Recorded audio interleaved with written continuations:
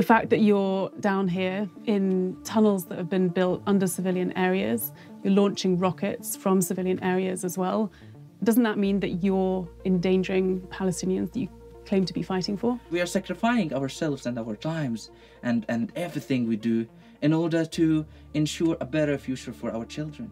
But are you also not sacrificing the civilians that are directly above you? Of course, we don't want them to get killed or to get targeted, but this is the only choice we have. This is what we can do, and they are supporting us. You can go to the sea, you can go to the air, you can go to anywhere. So that's why we are building tunnels. This is the only mean which is possible for Al-Qassam brigades. You are firing missiles, rockets and missiles from civilian areas here in Gaza at civilians in Israel. That's not acceptable, is it? That's a war crime. No single rockets were sent from a civilian area. Most of the rockets from the border. That's not true, though, is it? Because we've This is seen true. video of rockets being fired from within the built-up area of Gaza City at Israeli communities. Over 250 Palestinians are dead after this just 11 days. 13 Israelis are dead. This is just one of so many escalations over the last few years, and it's only a matter of time before the next one. What is any of this really achieving? The one who started this war, not Hamas or not the Palestinians, but the Israeli occupation. And but you guys fired the first rockets. Who said that? We warned them. We told them not to storm our holy land. We're talking about a holy site for Muslims. It doesn't mean that the first rocket was launched from Gaza mean that we started the war. The first aggression is the occupation. They stormed our home. So it will keep going unless the Israelis stop their occupying for our lands. The official Palestinian Authority schools, the media, and mosques preach to kill Israelis just because they're Jews. And children emulate the murderous videos online. Take along a rock and knife.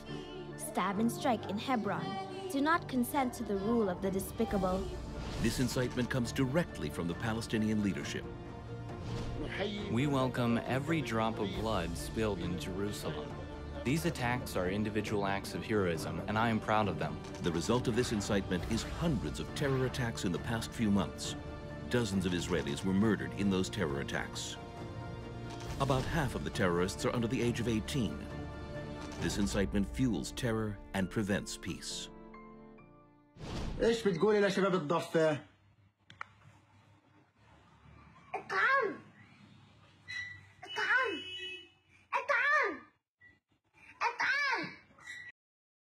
To the Israeli cities. Is there a rocket launcher here? Yes, there is a rocket launcher. You can see it in a minute, but they said here in Hebrew, there is people walking on the street near the rocket launchers. So you cannot attack. You cannot attack. There is no other military, there is no other air force all around the world that use such a methods like I present to you by calling the enemy and ask them, please get out from your house because your house is a target. Sometimes that happens. No, not all the time. When we know that there is people at the house which are not terrorists, we did it. And we did it thousands of times, not once or two, thousands of times. I mean, Hamas obviously fired over 4,000 rockets, and your military was thankfully able to intercept most of them. You have fighter jets, you have air-to-air missiles, you have air-to-land missiles, you have drones yourself. The Israeli Defense Forces have killed 20 times the number of Israelis who have been killed. How is it proportionate or justifiable to be using this machinery in a very densely civilian populated area? Well, this is not the way that I would like describe the situation. But that is the situation. No, I mean, the situation 20 times the number of people that you've killed versus the number of Israelis that have died. We don't want to act. We react because we cannot accept the Hamas or the Islamic Jihad is launching rockets toward Jerusalem or toward any other city. But I mean, the problem is that both sides say that they're defending themselves, and so you have to recognize that there is obviously a power imbalance, and as the stronger side, Do you accept responsibility for the disproportionate number of civilians Should I that have apologize because I'm stronger? No. Isabel, it's important for me. I am not attacking citizens. They launch rocket toward the center of the cities. They want, and they declare, they want to kill Israeli citizens. Jacob Fauci is an American Israeli. He became infamous after Mona confronted him and the video went viral. Jacob, you know this is not your house. Yes, but if I go, you don't go back. So what's the problem? Why are you yelling at me? I didn't do this. You are stealing my house. And if I don't steal it, someone else is going to steal it. No one is allowed to steal it, ya ammi. He's been living in an additional part of Mona's house for over 10 years after being recruited by a US-based company called Nahalat Shimon International, which owns the property under Israeli law. How did you end up here? It's a long story. Basically, I needed to move from where I was, and my friend was very, very active in this neighborhood. And he said, you can stay here for the time being. Do you pay rent? I have an arrangement with the owners of the house. I don't want to get into personal arrangements and rents and things, but yes, I'm a tenant here. I have no ownership over this property. You're from Brooklyn? No, I'm from New York, from Long Island. From New York. What right do you have to live here? The right I have is that the owner of the house wants me to live here, and he wants there to be Jews living in this house, and he wants to... And I got chosen for whatever reason. It ended up being me. So why do you live here? Because I live here, because it's important, and because not too many people want to live here, and it's important to strengthen this neighborhood, to make sure that this neighborhood is not lost in any future peace deal. This is not their ancestral lands. They've not been here for generations. They came here in 1956 because they had nowhere else to be, and somebody illegally put them here. Whatever they're accusing me of is no different from what they're doing, and what they did. This is not their ancestral lands. They've not been here for generations. They came here in 1956 because they had nowhere else to be, and somebody illegally put them here. Whatever they're accusing me of is no different from what they're doing, and what they did. This is not their ancestral lands. They've not been here for generations. They came here in 1956 because they had nowhere else to be, and somebody illegally put them here. Whatever they're accusing me of is no different from what they're doing, and what they did.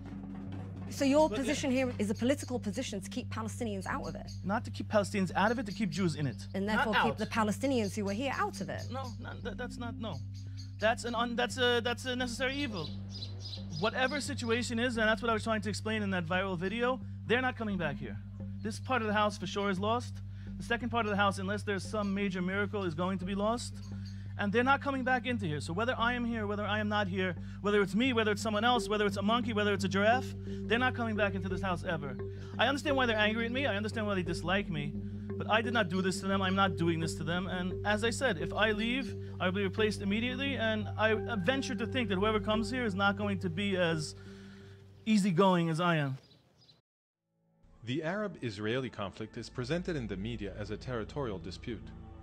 A common argument asserts that in the territory of the present state of Israel, there used to reside a 1,000-year-old Arab Palestinian people, which was forcibly evicted by the Zionist Jews.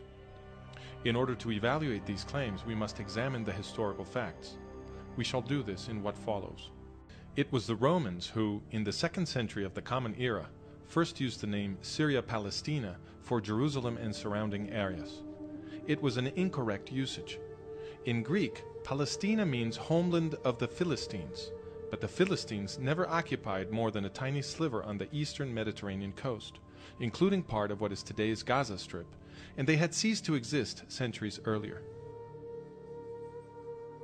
The Romans had conquered a place called Kingdom of Judah, and they themselves, after possessing it, called it Province of Judea. Both names mean homeland of the Jews. Why then did the Romans change the name to Syria Palestina? This is an important question. Jewish community and religion are organized around the law of Moses, which, according to Exodus, was born in an Egyptian slave revolt. This explains why the law of Moses denounces oppression and protects the poor.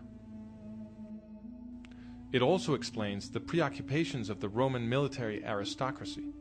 In those days, the Jews were a very large population distributed throughout the Mediterranean. The greatest worry of the Romans was that the popularity of the law of Moses among the oppressed peoples of the empire might result in revolution. In order to avoid such an outcome, the empire launched enormous mass killings of Jews, remembered today as the First Jewish War, the Diaspora Revolt, and the Second Jewish War. According to historians, taken together and in proportional terms, the Romans killed perhaps more Jews than did Adolf Hitler. Once the genocide had been concluded, Emperor Hadrian, after destroying Jerusalem in the 2nd century, brought Greeks to settle it and forbade the entrance to Jews under pain of death. The city was renamed Aelia Capitolina, and the area Syria Palestina. Still during World War I, right after the British had taken over this territory from the Ottoman Empire. And now some people would also say, like, who were the British to come in and decide? Well, my answer would be history. History up until basically World War II deemed that wars happened, and whoever won that war then became the decider over the territory that they conquered. In political terms, Palestine means there are no Jews here, nor do we allow them. Some Jews stubbornly remained in their Holy Land, and many others soon returned. The Romans informally continued to call the place Judea. With the passing of the centuries, the name Palestine was used less and less and ceased to have a clear referent. Under the Turkish Ottoman Empire, overlord of the area from the 16th century, there was no administrative or political entity called Palestine. In the 20th century, after wrenching the Middle East from the Turks in World War I, the British revived the name when they created the British Mandate for Palestine. But their final definition of Palestine in 1922 was just 1/4 of the landmass that they themselves had baptized Palestine 2 years before. Such arbitrariness supports the complaint of Arab historian Philip Hitti, who testified in 1946 before the Anglo-American Committee of Inquiry that there is no such thing as Palestine in history. Absolutely not. Such arbitrariness supports the complaint of Arab historian Philip Hitti, who testified in 1946 before the Anglo-American Committee of Inquiry that there is no such thing as Palestine in history. Absolutely not. Such arbitrariness supports the complaint of Arab historian Philip Hitti, who testified in 1946 before the Anglo-American Committee of Inquiry that there is no such thing as Palestine in history. Absolutely not. But if the name Palestine is an artificial creation of the Roman Empire, and later of the British Empire, then who are the so-called Palestinians? That question was answered by Zahir Muhsin, the Chief of Military Operations of the Palestine Liberation Organization, or the PLO, now better known as the Palestinian Authority. In an interview with Dutch magazine Trouw, Muhsin explained, "We are all part of one people, the Arab nation. We are one people. Just for political reasons, we carefully underwrite our Palestinian identity. Because it is of national interest for the Arabs to advocate the existence of Palestinians to balance Zionism. Yes, the existence of a separate Palestinian identity exists only for tactical reasons. The establishment of a Palestinian state is a new tool to continue the fight against Israel and for Arab unity. We are all part of one people, the Arab nation. We are one people. Just for political reasons, we carefully underwrite our Palestinian identity. Because it is of national interest for the Arabs to advocate the existence of Palestinians to balance Zionism. Yes, the existence of a separate Palestinian identity exists only for tactical reasons. The establishment of a Palestinian state is a new tool to continue the fight against Israel and for Arab unity. We are all part of one people, the Arab nation. We are one people. Just for political reasons, we carefully underwrite our Palestinian identity. Because it is of national interest for the Arabs to advocate the existence of Palestinians to balance Zionism. Yes, the existence of a separate Palestinian identity exists only for tactical reasons. The establishment of a Palestinian state is a new tool to continue the fight against Israel and for Arab unity." Why does Muhsin say, "a new tool to continue the fight against Israel"? In war after war, the combined efforts of several Arab Muslim states were defeated by tiny Israel, again and again. So a new tool was needed.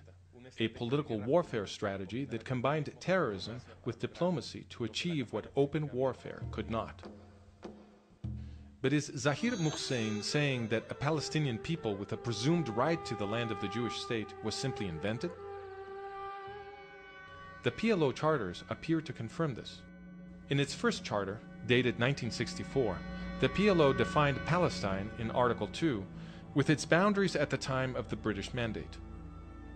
This is a reference to the second arbitrary definition of the British from 1922. But in truth, the PLO did not even really adopt the British definition. In Article 24, the PLO explicitly asserted that Judea, Samaria, and Gaza, the territories which it now claims for its desired state, were not Palestinian. Article 24. This organization does not exercise any territorial sovereignty over the West Bank, Judea and Samaria, in the Hashemite Kingdom of Jordan, or on the Gaza Strip. In 1968, the PLO rewrote its charter. This time, the definition of Palestine did not exclude Gaza, Judea, and Samaria, so the PLO was now claiming these territories. What explains the change? In 1964, when the PLO wrote its first charter, Egypt was illegally occupying Gaza, and Jordan was illegally occupying Judea and Samaria. But then the Arab states provoked the War of 1967, or Six-Day War, in which the Israelis captured the territories of Gaza, Judea, and Samaria, among others. It was after this that the PLO rewrote its constitution in 1968, this time including Gaza, Judea, and Samaria in its definition of Palestine. Was the acknowledgement that 60% of the land that was given to the Jews was barren desert. Okay. All of the good land, the plush land, much of it, not all of it, but much of it was given to the Arabs. Okay. Was the acknowledgement that 60% of the land that was given to the Jews was barren desert. Okay. All of the good land, the plush land, much of it, not all of it, but much of it was given to the Arabs. Okay. Was the acknowledgement that 60% of the land that was given to the Jews was barren desert. Okay. All of the good land, the plush land, much of it, not all of it, but much of it was given to the Arabs. Okay. The borders of Palestine are therefore flexible and are redrawn to surround exactly the territory which Israel controls. In other words, the borders of Palestine are chosen merely so that it can be used as a tool to continue the fight against Israel. But if Palestine is a recent invention, and the same goes for the Palestinian identity, then where do the Arab Muslims now calling themselves Palestinian come from? Today, about 8 million people live in Israel. But the most reliable estimate about the 19th century puts the population of this area at 300,000. It was practically empty. And that is how 19th century travelers described it. For example, in the mid-19th century, the British consul complained that the area was empty of inhabitants. When Mark Twain visited, he remarked that in the Jezreel Valley there wasn't a single village to be found for 30 miles all around. And a visiting French author, Pierre Loti, wrote that cities and palaces had turned to dust. In a historical study, Karl Hermann Voss explained all this as a result of the Arab-Muslim conquest. In the 12.5 centuries between the Arab conquest in the 7th century and the beginnings of the Jewish return in the 1880s, Palestine was laid waste. Its ancient canal and irrigation systems were destroyed, and the wondrous fertility of which the Bible spoke vanished into desert and desolation. Under the Ottoman Empire of the Turks, the policy of desfoliation continued. The hillsides were denuded of trees and the valleys robbed of their topsoil. And the few people who lived there, who were they? A majority were Muslim, but they were divided by various identities, some of them violently opposed to each other, and none of them Palestinian. There were also small Jewish communities in the large settlements and in the villages of Galilee, and also large populations in Jerusalem, Hebron, Safed, and Tiberias. In Jerusalem, in fact, the Jews were a majority. A document from the British consulate dated 1859 states, "The Muslims of Jerusalem do not exceed a fourth of the entire population." In 1878, 2 years before the Zionist migrations began, the Ottoman Sultan launched a resettlement policy to bring foreign Muslims, mainly Circassians and Algerians. Historian Arnold Blumberg explains, After 1880, the forces of nascent Jewish nationalism, foreign Muslim colonization, sponsored by the Turks, and spontaneous Arab immigration prompted by the new prosperity of Palestine changed the demographic face of the land. Given that starting in 1878, enormous waves of Muslim immigration began arriving in what was essentially an empty territory, it is obvious that the vast majority of those now calling themselves Palestinian do not have thousand-year-old roots in the place. This is confirmed by the UN's behavior, for it has defined a Palestinian refugee as any non-Jew who left during the War of 1948 and whose family had been residing in the area even just 2 years before them. Without such a definition, the population of so-called Palestinian refugees would dwindle almost to nothing. Now then, everybody recognizes that the Zionist Jews settled mostly on barren lands that nobody was using. The very King Abdullah of Transjordan, who would participate in the effort to destroy the nascent Jewish state in 1948, wrote in 1946, "I was astonished at what I saw of the Jewish settlements. They have colonized the sand dunes, drawn water from them, and transformed them into a paradise." The Jewish recovery of the land produced an economic explosion that attracted many Arabs from neighboring countries looking for a better life, and they fattened the numbers of those who would later call themselves Palestinians. Now then, everybody recognizes that the Zionist Jews settled mostly on barren lands that nobody was using. The very King Abdullah of Transjordan, who would participate in the effort to destroy the nascent Jewish state in 1948, wrote in 1946, "I was astonished at what I saw of the Jewish settlements. They have colonized the sand dunes, drawn water from them, and transformed them into a paradise." The Jewish recovery of the land produced an economic explosion that attracted many Arabs from neighboring countries looking for a better life, and they fattened the numbers of those who would later call themselves Palestinians. Many believe, however, that the Zionist Jews stole the lands upon which they settled, using force. Did they? That question was answered by Haj Amin al-Husseini, the father of the Palestinian movement. In 1936, Husseini, Mufti of Jerusalem, launched his fourth great terrorist assault against the Jews of British Mandate Palestine. He called it the Arab Revolt. This violence lasted until 1939. In 1937, the British government sent a team to investigate, headed by Lord Peel. His mission was to establish what was happening and why. He called Husseini as witness. It's a matter of people moving into a territory simultaneously, one could argue, because yes, there was an Arab population living there and there was a Jewish population living there. And both those populations began to increase through immigration. It's a matter of people moving into a territory simultaneously, one could argue, because yes, there was an Arab population living there and there was a Jewish population living there. And both those populations began to increase through immigration. It's a matter of people moving into a territory simultaneously, one could argue, because yes, there was an Arab population living there and there was a Jewish population living there. And both those populations began to increase through immigration. Sir Laurie Hammond asked Husseini whether the problem was that Jews had taken Arab lands by force. Husseini replied, "In most cases, the lands were acquired. I mean forcibly acquired, compulsory acquisition, as land would be acquired for public purposes. No, it wasn't. Not taken by compulsory acquisition? No. But these lands amounting to some 700,000 dunams were actually sold? Yes, they were sold, but the country was placed in such conditions as would facilitate such purchases." "I don't quite understand what you mean by that. They were sold. Who sold them?" "Landowners." "Arabs?" "In most cases, they were Arabs." "Was any compulsion put on them to sell? If so, by whom?" "As in other countries, there are people who by force of circumstances, economic forces, sell their land." Sir Laurie Hammond asked Husseini whether the problem was that Jews had taken Arab lands by force. Husseini replied, "In most cases, the lands were acquired. I mean forcibly acquired. Compulsory acquisition, as land would be acquired for public purposes. No, it wasn't. Not taken by compulsory acquisition? No. But these lands amounting to some 700,000 dunams were actually sold?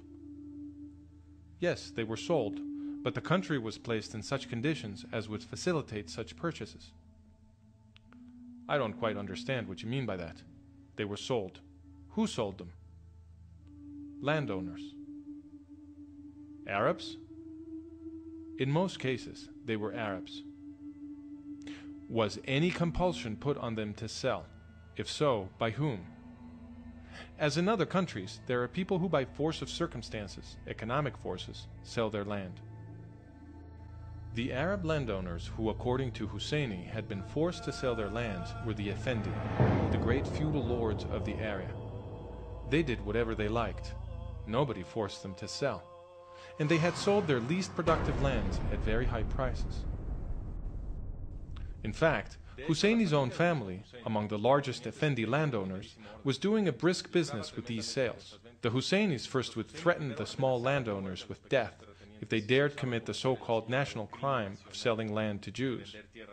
Then they would buy these plots at fire sale prices, consolidate them, and resell them at extortionate prices to the Zionist Jews.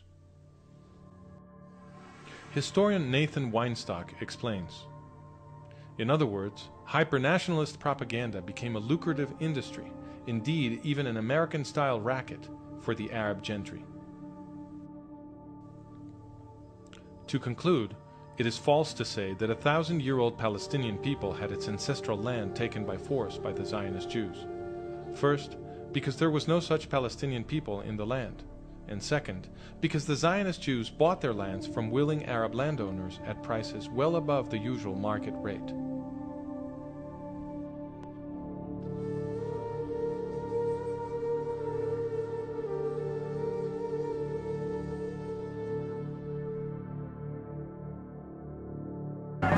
This is not their ancestral lands. They've not been here for generations. They came here in 1956 because they had nowhere else to be, and somebody illegally put them here. Whatever they're accusing me of is no different from what they're doing and what they did. What seems to be the root of the claim made against Zionist Jews in Israel is that ultimately this land was stolen. Mm-hmm. Is there any validity to this argument? No.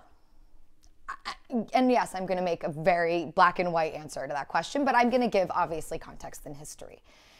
The concept of stolen land, I think, is a feeling rather than reality. Okay? And I already touched on that, right? You come in, you say, I bought this land, and that person then has to leave that land. It feels like your land is stolen from you. But we have to look at the history. And I studied history, that's my focus, and I need to go into it a little bit, and I'm sorry if I might go into it a little bit too deep for some people, but I think it's really important. Yeah. You know, we already spoke about early immigrants, late 1800s, Jews returned, they bought land, they settled that land, they worked that land, and they slowly but surely saw this land start to flourish. And nothing happened by force? No, not at the beginning. Okay. Not at the beginning. And again, I don't know, we'll talk about that term. But no, we came in and maybe, I mean, yes, if somebody comes and said, this is land that I have now purchased, and the Arab who was living there said, well, I'm not going anywhere, then yes, they might have had to be removed by force. But again, it was done legally. It was done legally. There's no stealing. So, exactly. When we say stealing, we're implying an illegal theft of some kind, and that's not what happened. Now, as time went on, what the Jews started to develop more and more was Zionism, this notion of Jewish liberation, Jewish nationalism. Let's create a Jewish state in this land. And then we got the support of the British. 1917, we get the Balfour Declaration that says that Her Majesty the Queen views in favor the establishment in Palestine of a national home for the Jewish people. But again, they said that the territory between the river and the sea was now going to become a national home for the Jewish people. But as time went on, the Arabs, some, not all, but some of the Arabs living there, specifically led by the Grand Mufti of Jerusalem, Hajj Amin al-Husseini, will say, no, Jews shouldn't have a country here. This is our land. And he was both an Islamic leader and the leader, to a certain extent, of the Arab community there. And a massive anti-Semite. Oh, yeah. I mean, very clearly so. And a Hitler ally. From eventually a Hitler ally, but you don't even have to start there. Go to 1920, the Nabi Musa festival in Jerusalem, when he called for the massacre of Jews, and that was the first. And then it happened again in 1921, and then again in 1929, and the Jews slowly started to realize, well, maybe we can't live here side by side with the Arabs. Maybe the Arabs don't want to live in our national home, which, you know what, is very legitimate. It is very legitimate for Arabs in that land to say, we're Arabs, many of them Muslims, and why would we want to live in a Jewish home? Why would we want to live in a Jewish state? But it's not like they're living in an Arab home. They haven't had their own state. No, they hadn't. But now, neither did we. And we're talking about the rise of nationalism at this time. And so they kind of said, you know what? Instead of giving it to the Jews, we should have it. And then there's going to be this turning point in 1937, where up until that point, there were some Arabs who were okay with this notion of Jewish statehood, or Jews living there and having some kind of sovereignty or self-determination of some kind. But in 1937, the British, who will wake up and realize, okay, we messed up. Like, we said that all this land is going to be for the Jews. We kind of ignored the fact that there was a population there who wasn't going to be happy with this. Let's try to change the mandate, or let's throw out the mandate and try to come up with something else. And they drew up the Peel Commission. Now, the Peel Commission is a major moment in history, because here is what is proposed, is that of the territory that remained between the river and the sea, 20% of it would now be allocated to the Jews. About 75% would be given to the Arabs, and about 5% Jerusalem, and a little part extending out to the coast would be under international control or remain under British control. And you would think the Jews would say, what, 20%? You offered us all of it. We need a place for our homeland. But they didn't. They said yes. Now, obviously, context matters. It was 1937. 2 years earlier, Jews had gone through the Nuremberg laws of Germany, and we saw a massive rise in anti-Semitism in a very scary way. And some Jews kind of saw those alarm bells going off in their head, and they said, I'm getting out. And we had mass Jewish immigration. The largest amount of Jews immigrated to what was then Palestine, the British Mandate of Palestine, in 1936. And so we very much desperately felt like we needed a country at that time for Jewish protection, for Jewish survival, to protect Jews from a potential future threat. And so we said yes. And this will be the moment when Arab leadership collectively is going to come together and say no. No to a Jewish state in any borders. They do not have a right to be here. Now, again, sovereign here, I should stress, because King Abdullah, for example, in Transjordan at the time said they could live here no problem, but they'll just have autonomy under me, and I'll protect them.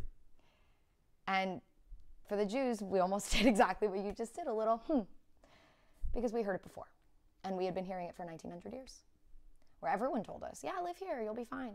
And we were for a while. It's enough already. And then we weren't anymore. Yeah. And how long is it going to take for then him to turn on us? Maybe he would never have, but we don't know, and we don't trust it anymore. And we didn't at that point. So the Peel Commission never went through.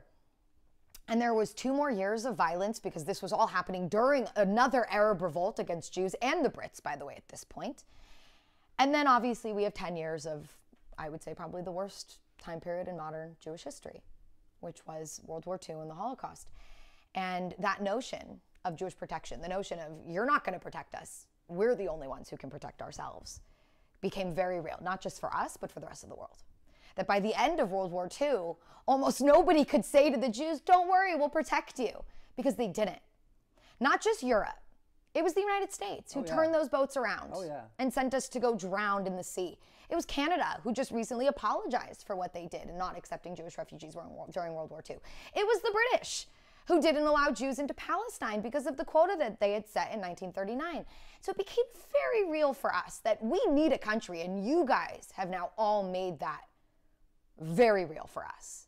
And the UN in 1947 says, let's divide the land. Just like in the Peel Commission, but this time, we're going to give 55% to the Jews and 45% to the Arabs. This was the UN partition plan, right? And Jerusalem, just like in the original, would be an international zone, even though it had been a majority Jewish since the 1860s. And it had pretty much only ever been a Jewish capital. And what would happen if you were a Jew living in the part that was going to become part of the Arab land, or vice versa? And according to the plan, each would stay, No one would move. There was no population transfers discussed at this time. Two separate states, each within them a minority of the other. Okay. So no population transfers, which was interesting because at the time population transfers were popular. It happened in India and Pakistan. It happened with the Greeks and the Turks. This was something that was common, and actually somebody even won a Nobel Peace Prize for proposing population transfer between the Greeks and the Turks. But no, each will remain living where they're living, and each will have a state of their own. And the Jews obviously said yes. We said yes to 20%. Obviously, we're going to say yes to 55%. And the Arabs yet again said no. And now again, I need to stress this, and I'm going to stress this throughout. 1937, it was Arab leadership, and 1947, it was Arab leadership. I don't know what the Arabs on the ground would have said had this gone to a referendum, right? But the Arab leadership said no. But they went one step further in 1947, unlike in 1937. They said, let's go to war. And instead of dealing with these future agreements that are going to attempt to give the Jews some land, let's just get rid of them. And I might sound like I'm talking in extremes, but if you look at the quotes from Arab leaders, when they sent their fighters into the land, they talked about annihilation of the Jews. They talked about eliminating the problem. Yep, there's 600,000 Jews living here and 1.2 million Arabs. They were the majority, obviously. 1939 the white papers limited our immigration to an extreme, so of course they were a majority. But they said, we'll easily get rid of them, and then we won't have to deal with this. But can't you at least see, I mean, let's just try and play, devil's advocate. Sure. Could they not have, could you not at least see why they're upset when they're only getting 45%, yet they're twice the size? Sure, I completely can concede that point. The point that I guess I would say in return was the acknowledgement that 60% of the land that was given to the Jews was barren desert. Okay. All of the good land, the plush land, much of it, not all of it, but much of it was given to the Arabs. Okay. Was the acknowledgement that 60% of the land that was given to the Jews was barren desert. Okay. All of the good land, the plush land, much of it, not all of it, but much of it was given to the Arabs. Okay. Was the acknowledgement that 60% of the land that was given to the Jews was barren desert. Okay. All of the good land, the plush land, much of it, not all of it, but much of it was given to the Arabs. Okay. And yes, you could say that. I would also say, with all due respect, negotiating is a risk. And in 1937, when you refused an offer that would have given you 75%, you took a risk, you took a gamble. Yeah. And yes, you could say that. I would also say, with all due respect, negotiating is a risk. And in 1937, when you refused an offer that would have given you 75%, you took a risk, you took a gamble. Yeah.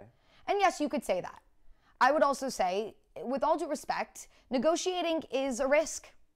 And in 1937, when you refused an offer that would have given you 75%, you took a risk, you took a gamble. Yeah, but they're saying, and again, I'm just thinking from their perspective, what are you talking about splitting the land? Like, our vision is, nationalism's on the rise, and we're going to make this whole thing our land. I'm not interested in any Jewish states, so we want 100%. That's fine.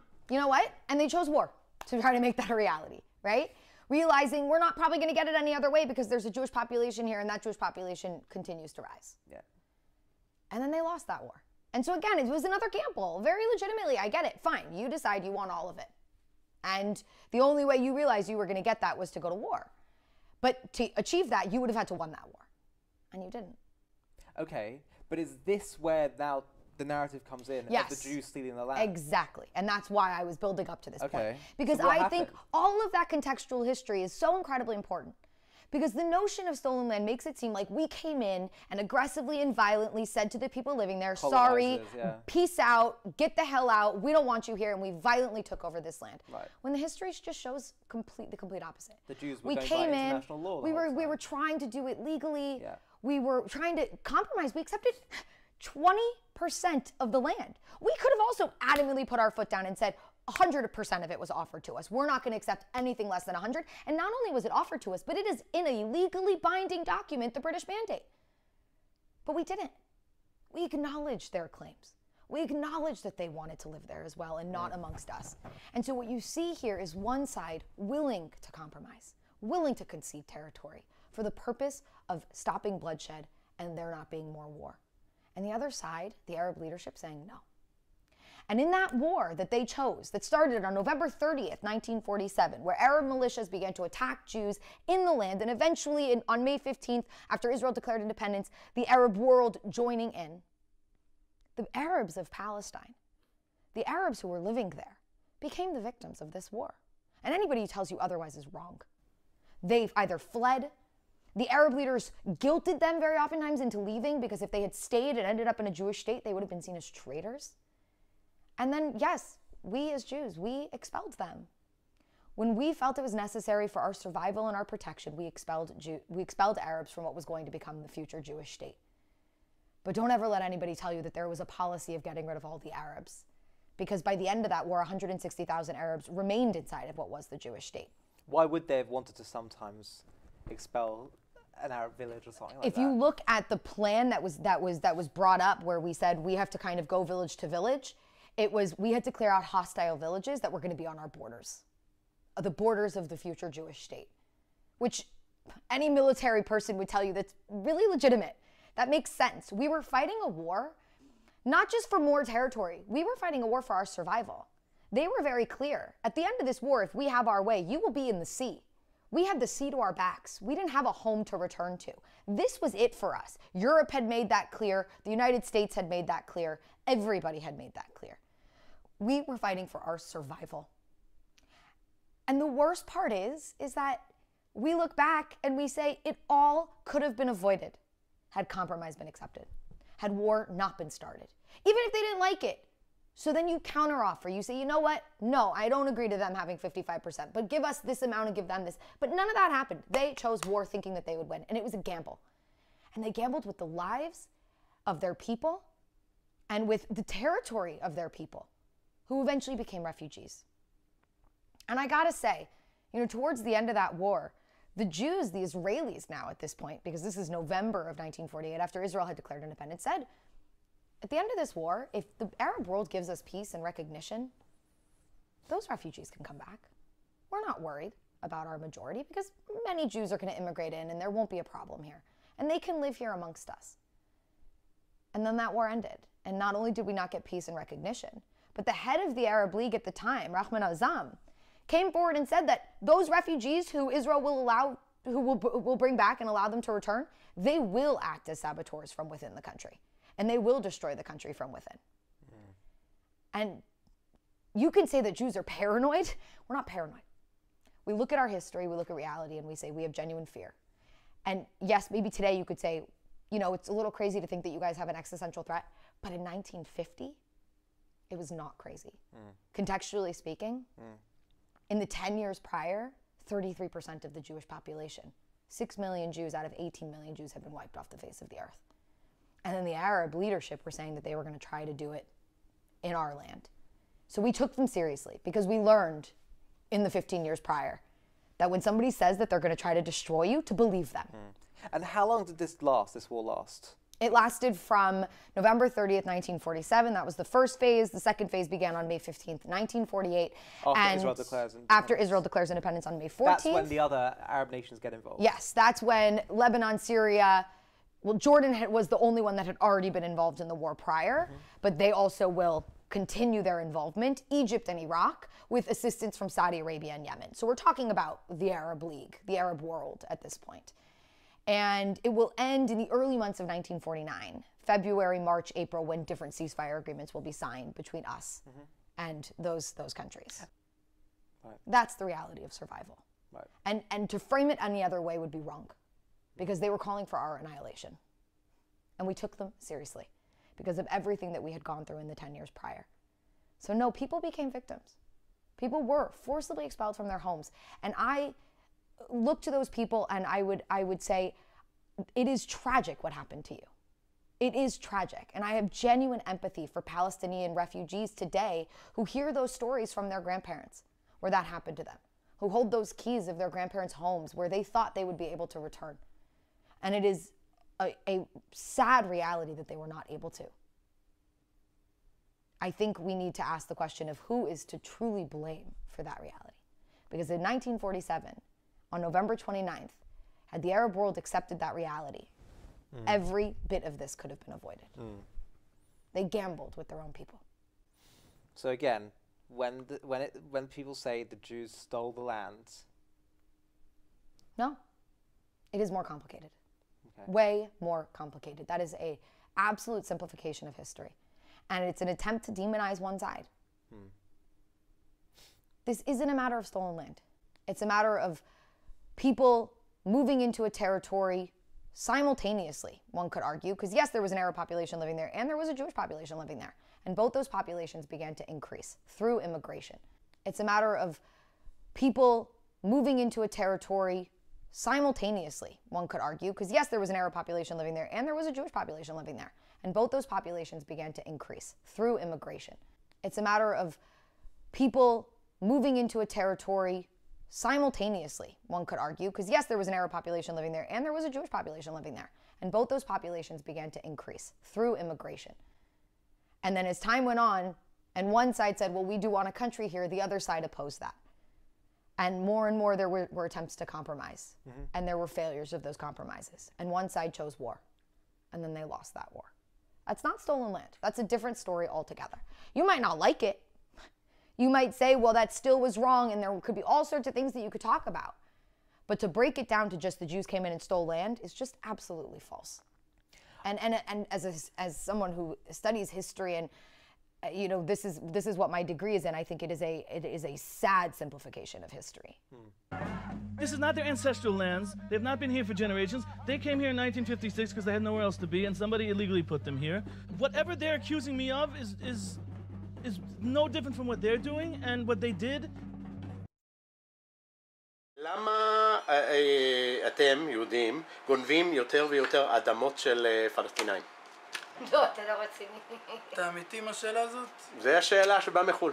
ארץ ישראל זה מדינה יהודית. אנחנו לא גונבים, הם יכולים לחיות פה, וזה לא אמור להפריע לנו. הם אומרים שיש, נגיד, בגבעה שלוקחים, שעושים התיישבות חדשה, משהו, מקום חדש, שזה זה היה אדמה של פלסטינים. זה לא אדמה שלהם. איך אתה יודע? אני אגיד לך, הפלסטינים עושים מה הם רוצים פה.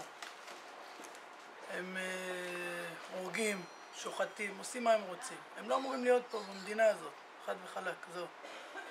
איפה הם אמורים להיות? במקום שמתאים להם, לא פה. פה הם באים, עושים מה הם רוצים. יבואו, יחיו איתנו כמו בני אדם, תפדל, לא יחיו איתנו כמו בני אדם, שילכו, חפשו את החברים שלהם. אתה מבין? אתם רוצים לחיות פה, מה אתם באים עושים מה שאתם רוצים? תבואו, תחיו כמו כולם. אתם, מתנחלים, גונבים יותר ויותר אדמה פלסטינית. אני לא חושב שאנחנו גונבים אדמה פלסטינית, זה אדמה שזה שלנו עוד מלפני 3,000-4,000 שנה שהובטח לנו, לא באיזה שום גנב, העובדה שהם הלכו ולא קמו ומנסים לקחת לנו את האדמה הזאת, העובדה שהם קמו והלכו, זה גם מי קם והלכו? הפלסטינים, ובואו ננסה לעשות... רגע, מתי? רגע, שנבין. בואו נעשה שתי השחזור בהיסטוריה, הירדנים היו פה לפני כביכול שקם מדינת ישראל, קמו הירדנים היו פה והיה פה מלחמות, זה לא שהם היו פה ושלטו והיה להם, זה לא היה שלהם, זה היה תמיד בשליטה של מישהו אחר. מדינת ישראל תמיד הייתה במלחמות מול כל העולם שהיו... אבל נגיד, ניקח דוגמה של מעלה אדומים, היו פלסטינים פה לפני. אני לא יודע, כאילו, אני פה בסך הכל 5 שנים במעלה אדומים, אני בירושלים במקור, ותמיד יגידו לך, היו פה או לא היו פה, זה מלחמה שתמיד אפשר להתווכח עליה. אם היה הוכחה, שאני לא יודע באמת אם היו, כי אנחנו באמצע, מעלה אדומים אמצע מדבר, אז אני לא יודע אם היו, נגיד בדואים או משהו, נגיד שהיו, מה אתה אומר על זה? אני לא יודע. אני לא יודע את ההיסטוריה כל כך עד הסוף שאני יכול לענות לך תשובה. תגיד להם לחזור לרשות הפלסטינית, הם לא רוצים. הם רוצים לחיות עם היהודים. הפלסטיני הפשוט רוצה לחיות בארץ איתנו. אבל הגדולים שלהם, כן, הם מחרחרים את הריב. ומזה הם חיים. כי למה? כי השם יצחק ברך את עשיו. על חרבך תחיה ועל חרבך תמות. רק על החרב הם יודעים לחיות. הם רבים והורגים ורוצחים, וזה הדרך. ואין מה לעשות. אנחנו מארחים אותם בארץ שלנו, אבל הם כפויי טובה, הם הורגים אותנו. יותר אדמות מהפלסטינים. למה? אני אשאל אותך שאלה נגדית, אם אפשר לשאול אותך גם. למה אתה חושב שגנבנו להם אדמות? כי הם טוענים שהיהודים גנבו. איך הם גנבו? היסטורית. מה היסטורית? מתי? היסטורית. מתי גנבנו לכאורה אדמות? נגיד שהצבא שם בסיס באיזשהו מקום, אז הפך אותו להיות... בוא נחזור אחורה, שנייה, בוא נחזור אחורה. 48 ו-67. שנתיים של המלחמה, בהם ב-48 הערבים הרי מה מנסים לעשות? להשמיד את כל היהודים, לעשות סוג של שואה שנייה ולהשמיד את כל היהודים. מה קורה? הם לא מצליחים, מתאחדים כל צבאות ערב, מפסידים, ואז מה הם מצפים? שהאדמה תחזור אליהם אחרי שניסו להשמיד אותנו? דבר שני, 67 אותו דבר. מה הם מנסים לעשות? להשמיד את כל היהודים, להרוג, לא רק לכבוש את האדמה, לא עניין אותם פה האדמה, אלא הם רצו בעצם להשמיד את כל היהודים שנמצאים פה.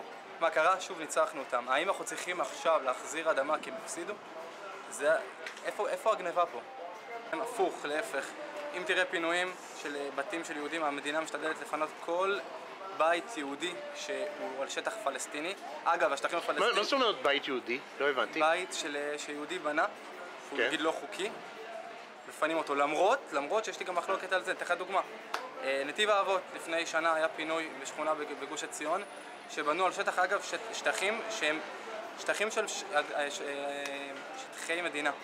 אגב, פלסטינים שבונים על שטחי מדינה לא מפנים אותם, לא מפנים כל, הם עכשיו בכוונה בונים בהמון אזורים בשטחי C, על מנת ליצור רצף טריטוריאלי כדי ליצור מדינה פלסטינית, והמדינה לא מפנה את הבתים שלהם, למרות שהיא צריכה מבחינה חוקית. לעומת זאת, יהודים שבונים שטחים על אדמות שלפני 80 שנה יש תצלומים שהיה שם אולי, ואני אומר כי זה לא מוכח משפטית אפילו, שהיו שם פלסטינים שחרשו, ובכל זאת על אף שיש שם בתים שחצי מטר עבר בתוך הבית שאולי שדה חרוש עבר שם, פינו את כל הבית. אם אפשר להאשים, אני חושב שלדעתי זה לא, אם זה היה קורה בשטחי המדינה החוקיים נקרא לזה, מה היו עושים?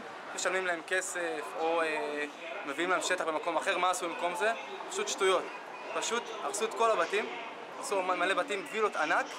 מה קורה? הפלסטינים לא הרוויחו מזה כי אין להם שטח, אסור להם לעבוד שם. דבר שני, סתם הרסו בתים שיבנו עוד רגע עוד פעם, כי חוקית מותר לבנות שם. אבל רגע. מי שמוכר בית ליהודי, מה דינו? מוות. הם הורגים אותם, כל מי שמוכר בית ליהודי, דינו מוות. לעומת זאת, כמובן שיהודי שימכור לערבי, לא יקרה לו כלום. אז שם יש עמותות שקונות בתים ליהודים בכסף מלא. כסף מלא. Over 250 Palestinians are dead after this just 11 days. 13 Israelis are dead. This is just one of so many escalations over the last few years, and it's only a matter of time before the next one. What is any of this really achieving? The one who started this war, not Hamas or not the Palestinians, but the Israeli occupation. And but you guys fired the first rockets. Who said that? We warned them. We told them not to and stormed our holy land. We're talking about a holy site for Muslims. It doesn't mean that the first rocket was launched from Gaza, mean that we started the war. The first aggression is the occupation. They stormed our home. So it will keep going unless the Israelis stop their occupying for our lands.